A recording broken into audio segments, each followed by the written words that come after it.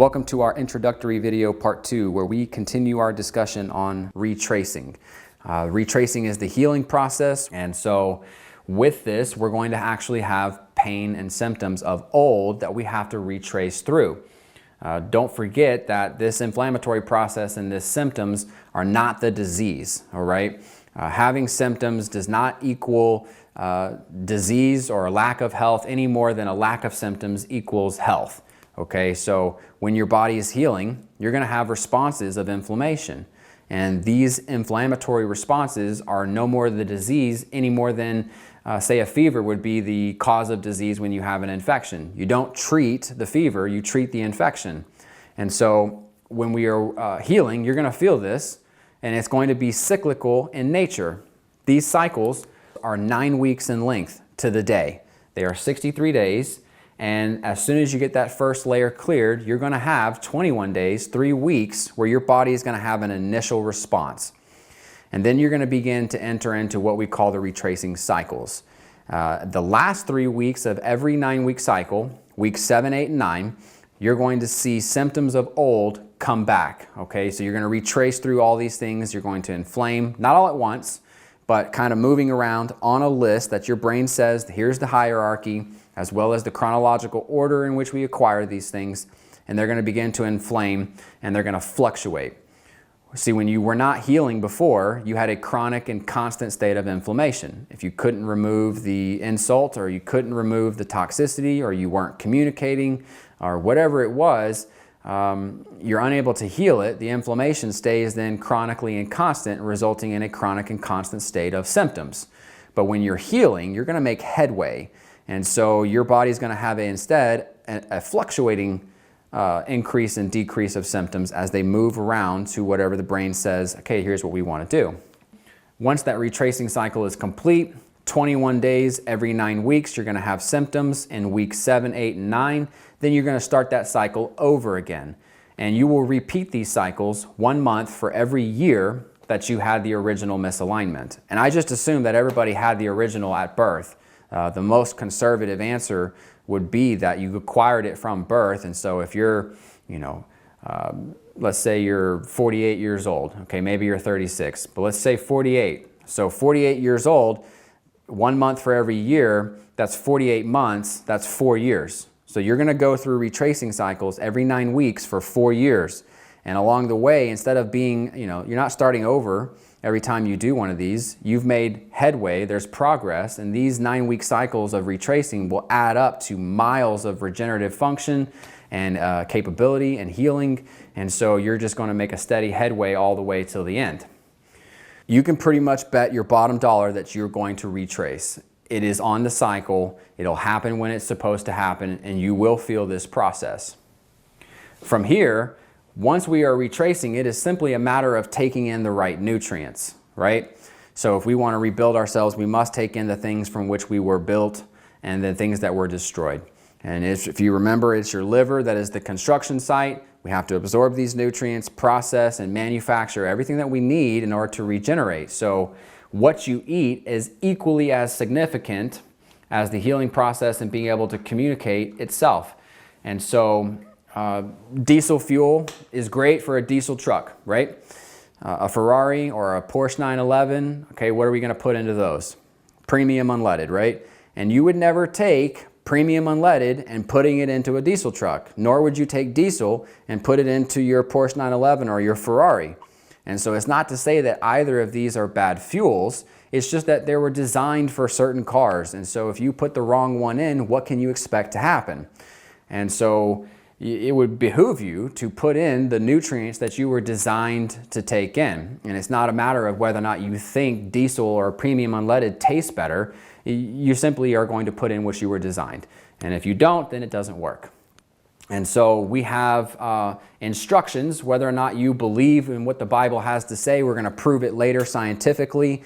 But in the Bible, if we go to Genesis chapter 1, 29 and 30, it says literally, then God said, behold, behold meaning what? Hey, pay attention, right? I have given you humans every plant, and that Hebrew word plant translates to herb or fruit or root.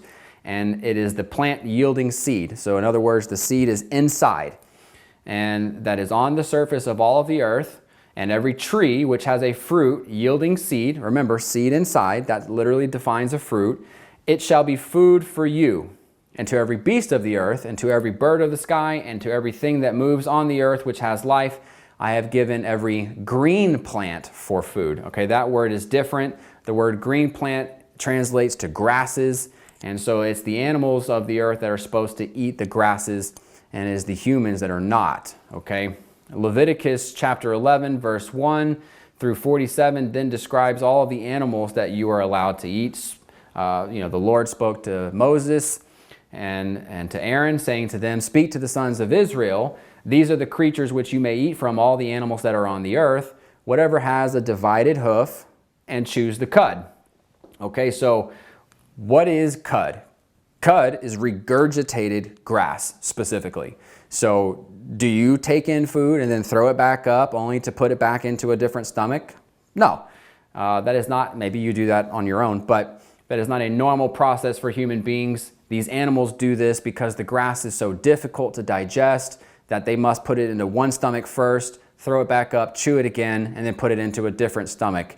The content of cellulose is a very complex structure, and the nutrients within are hard to get to, which is why they require this process. Further, it says also that anything that has fins and scales in the water or in the seas or in the rivers, you may also eat. And so fish that have fins and scales, these are otherwise considered green plant eating fish. They are herbivores.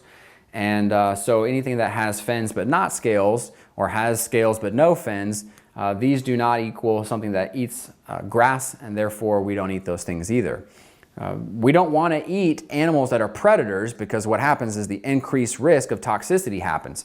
If you have an animal that eats another animal, and then someone eats that animal, and then another animal eats that animal, whatever was toxic in this one is now being carried through every single animal that has eaten it in the chain. And then if you eat, those animals, then you're taking in all of those toxicities. But the animals that are eating the grass, which the grass is highly nutritious, their risk of toxicity or pathogenic infection is very low. And so when we eat them, it's actually safer. It wasn't because, God was trying to restrict you and say, hey, you shouldn't have any of this other stuff because I only want you eating these things. It was a protective mechanism in the sense that He designed you to take in these nutrients, and this is how it operates. If you don't believe that, that's fine, but let's go look at the actual digestive system of a cow, which has split hoof and does what? Chews the cud. All right, so we have the esophagus, it's swallowing it down, and it's putting it into the ruminant stomach, which is a 4-compartmentalized stomach. All right, and then what do their teeth look like? We have herbivore teeth. They may have some incisors, very small ones in the front, but then most of their teeth are molars for the purpose of breaking down cellulose. Okay, our digestive system looks nothing like this. Our digestive system is, we don't have those incisors there. We'll look at that next. We don't have 4 compartmentalized stomachs. Our digestive organs are designed for sugar, fat, and protein. Okay, and then further, here we're looking at our teeth. And we have not only incisors, but we have canines for the purpose of shredding and tearing. And then we have molars as well, because we are not necessarily pure carnivores. We are omnivores. We're supposed to eat fruit, anything that has a seed within it, or any nuts out of the trees, okay? We don't eat the grasses. That's not how we were designed. All right, so what are the nutrients that we should take in? Grass-fed, grass-finished, split hoof, chews the cud, red meat. That's going to come from cows, bison, buffalo, lamb, sheep, elk, deer, gazelle if you can find it, okay? Antelope, and animals that we don't want to eat are any of those that don't chew grass or not herbivore animals. We can have all fruits. That includes anything that grows in a tree or on a vine that has a seed inside of it, most of which they've been taking the seeds out. I wonder why that is. And then we're going to have pumpkins and squash and peppers, etc. So anything that has a seed inside of it is technically considered a fruit. The nuts are going to come from the trees. They're not from the soil. Any nuts that grow in the soil, like peanuts, these are meant for the animals. They're again not designed for us. And then any oil from either the seed of the fruit or from one of the nuts of the trees. So olive oil, avocado oil, coconut oil, almond oil, cashew oil, etc. Okay, and any of those actual nuts. Once we have taken in those nutrients, it is the job of the liver to process and manufacture. And so it's going to build all of the things that are necessary. It's going to put them on a transport protein and send it through the blood to wherever it is that we need to heal. And so whenever the liver is making something, you show up with these raw materials. Maybe you're a construction site, you're building a home, right? And you show up with a pallet of lumber. The lumber doesn't look like a door yet. There has to be some shaping. There has to be some building that goes on there. And we're going to require some parts and tools. These parts and tools are otherwise known in the body, in biochemistry, as your vitamins and minerals. Vitamins and minerals are micronutrients, and they act as the chemical cofactors, the enzymatic processes, everything that you need as a part and tool to run all the billions of simultaneous chemical reactions happening in your body every single day. Without vitamins and minerals, and you just show up with macronutrients, these are the carbs, fat, and protein, we simply don't build very well. And so you will slow this process down, and your body will wait for the right stuff to show up. If we're putting in refined foods that are, instead of maybe building with cherry wood, we're building with plywood or cardboard, then don't be upset or be surprised when that what you're trying to build can't handle stress later and it falls apart. So the liver's job is more than just to produce and store nutrients for later. Okay, it's also going to help create all the precursors to all the hormones. It's going to make the structural components. It's also responsible for storing vitamins and minerals for later. It's also responsible for creating bile, which helps you to break down fats and neutralize stomach acid. Bile is also used for excreting and neutralizing toxicity that we will then push through the waste canal, that is your gastrointestinal tract. It's going to actually make all the carrier transport proteins. These are the trains, remember, that send the nutrients through the blood. It is responsible further for recycling iron that you need for red blood cell production and hemoglobin to carry oxygen. We're going to further make hormones that are responsible for oxidizing fatty acids, burning through energy, doing things like gluconeogenesis and ketogenesis in response to fasting. We can have the removal of the nitrogenous portion of amino acids, protein, and that's urea. We can send urea through the kidneys and the bladder. We can detoxify the blood of alcohol, toxins, and chemicals, and any drugs. Don't think of poisons as something that we've been told are poisons. Anything that is not considered a nutrient is otherwise considered a poison to the human body, and so the liver is responsible for removing that and detoxifying it and filtering it and excreting it. And then we can also kill anything in the blood and in the bacteria as far as infectious processes. And then we can remove all of the excess and the used hormones, so we can help regulate the hormone issues in the blood. If there are too much, we can remove the excess. And then we can break down all the old worn out cells and then remove them from the body as a means to eliminate waste and keep everything clean. When the liver becomes full, because it is also a storage unit, let's say you've took in more calories or more food, more materials and supplies than you were ready to build with or use, you're going to start to store them in the liver itself. Now, the liver is a very big organ. In some cases, for some people, it's actually bigger than, or if not equivalent to, the size of your stomach. And so it has a large capacity for which it can store. You store sugar as glycogen, glucose as glycogen. You store fats as triglycerides. And when there's no more room for you to store anything, you're going to start storing that as adipose tissue. All right, the liver also stores toxins in there if it needs to help eliminate toxins or give it a place to store it if it can't eliminate it. And so anytime the liver becomes full, we're going to call that non-alcoholic fatty liver disease. Anyone that has extra obesity or adipose tissue, anyone that has extra body fat, you can go ahead and assume that they have a full liver, because you don't store nutrients outside of the liver until your liver becomes full.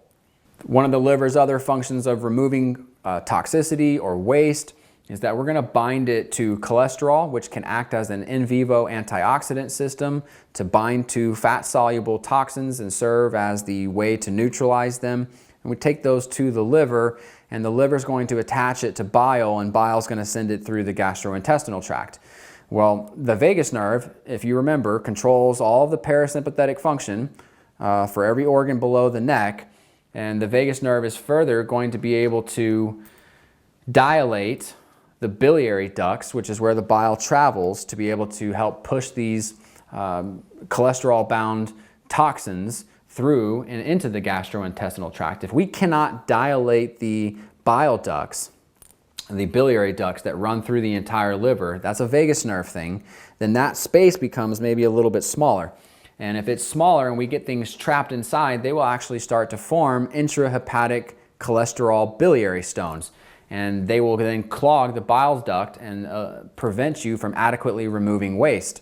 So now we have fat stored as calories for materials and supplies, but we also start to store toxicity in other fat cells as a way to kind of isolate it and put it somewhere where it's not going to bother the rest of the body.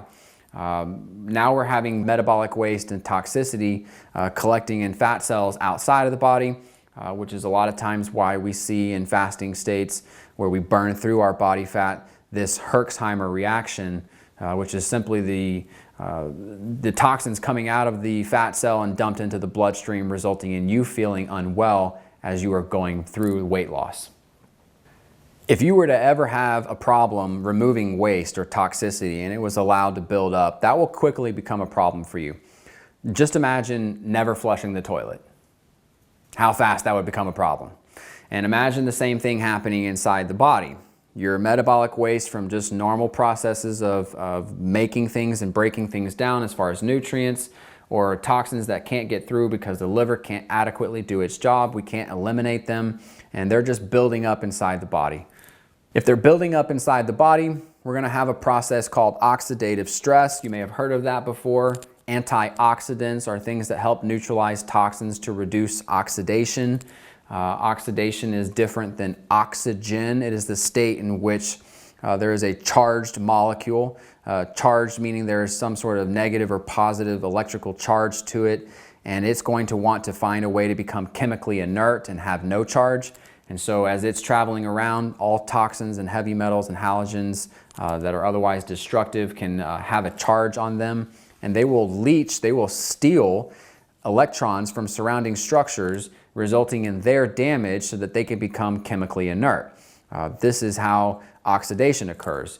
So if we have these toxins that are being stored out into the cells, now we're having oxidative stress that's resulting in further disease and degeneration and overall dysfunction of the human body.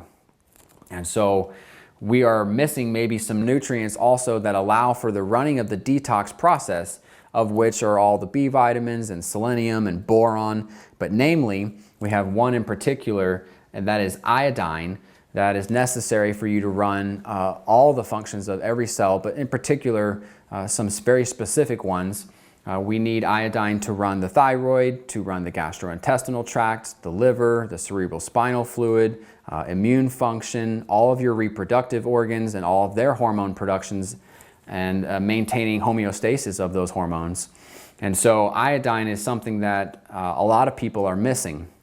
Okay, what happened was in 1948, a couple of guys named Wolf and Chaikoff, they were out of the University of California at Berkeley Medical School. Here's the actual study. All right, so they're talking about rats were being injected intraperitoneally with various amounts of iodine in the form of potassium iodide. All right, and then it was labeled with I-131. Well, what is I-131? If you go type in iodine 131, you will find, let's just look at the Wikipedia site, okay? I-131 is an important radioisotope of iodine, discovered by Glenn Seaborg and John Livingood in 1938 at where? The University of California at Berkeley. Interesting. It has a radioactive decay. Wait a second. Radioactive. So I-131 is actually radioactive iodine.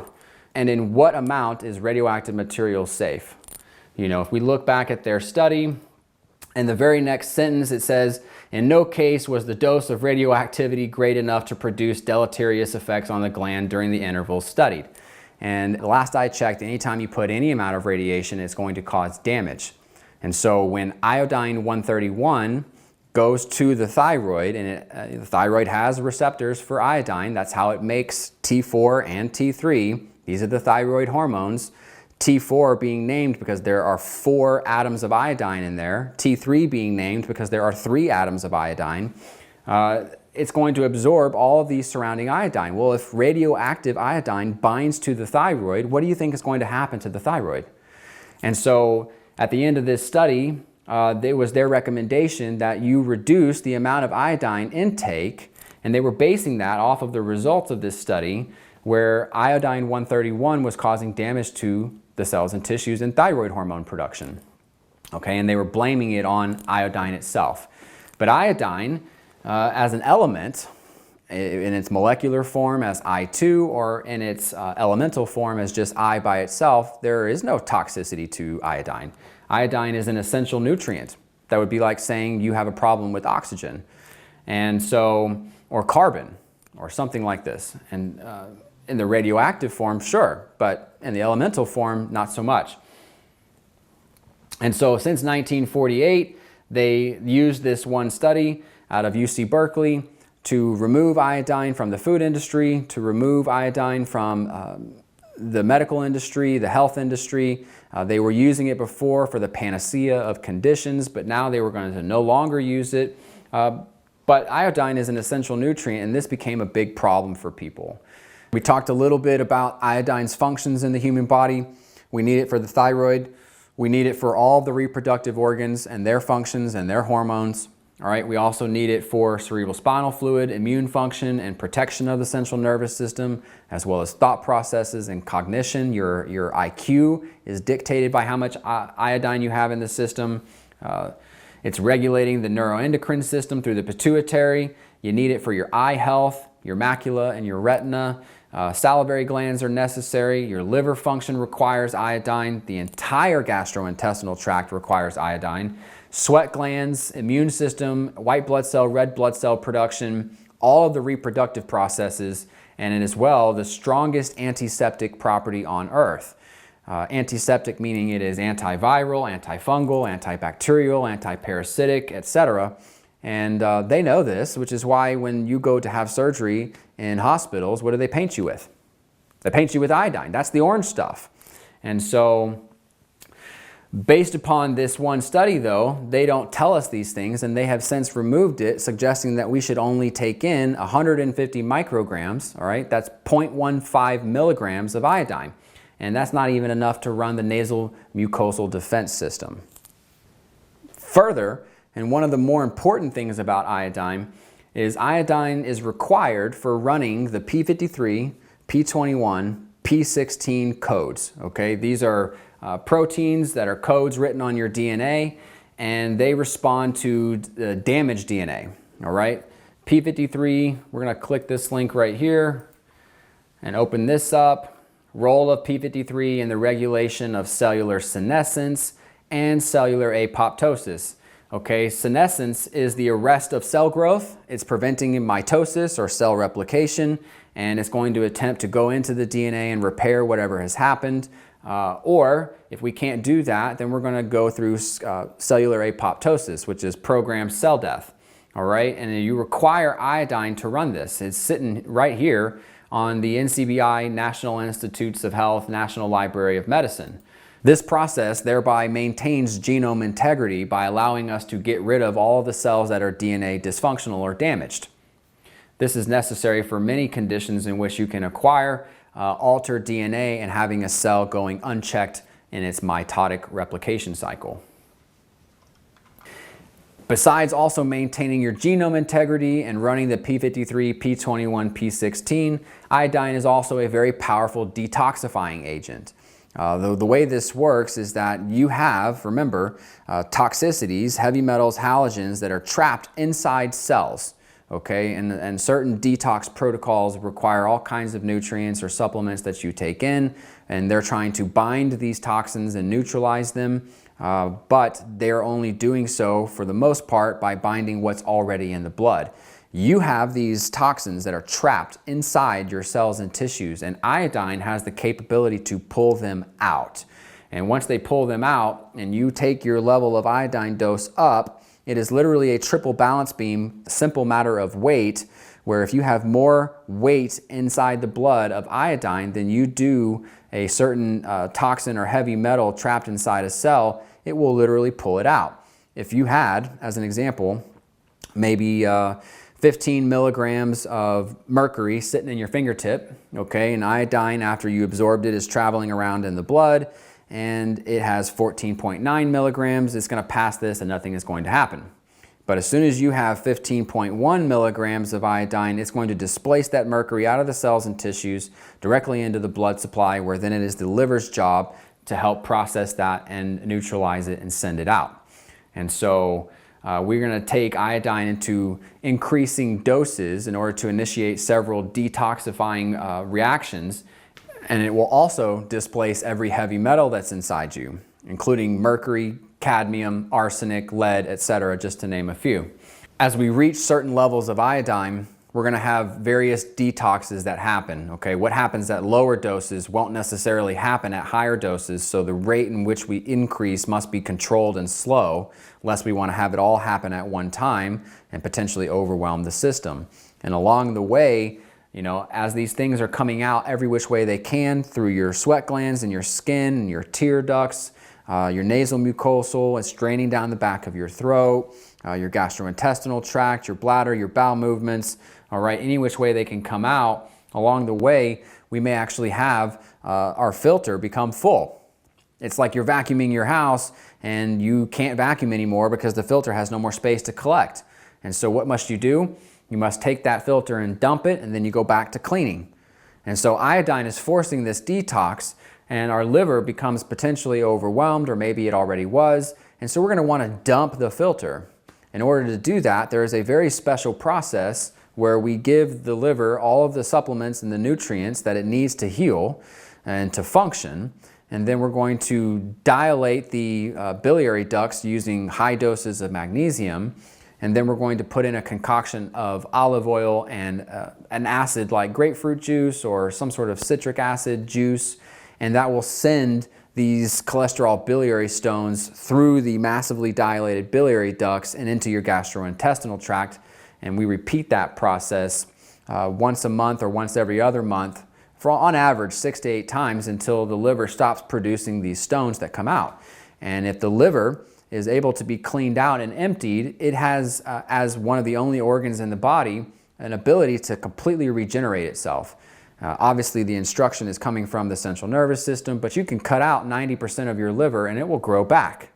And so simply removing these built up stones that are now trapped behind these small channels of the biliary ducts, we can completely clean out our filter and it will regenerate itself. So going back to the beginning, if we can restore the central nervous system's function, restore the hormonal control through the neuroendocrine system, restore the cerebral spinal fluid flow, upload all the nutrients that we need and that we were designed to take in, to include carbohydrates, fat, and protein, quality materials and supplies, as well as all of the parts and tools, all of the essential vitamins and minerals and fatty acids.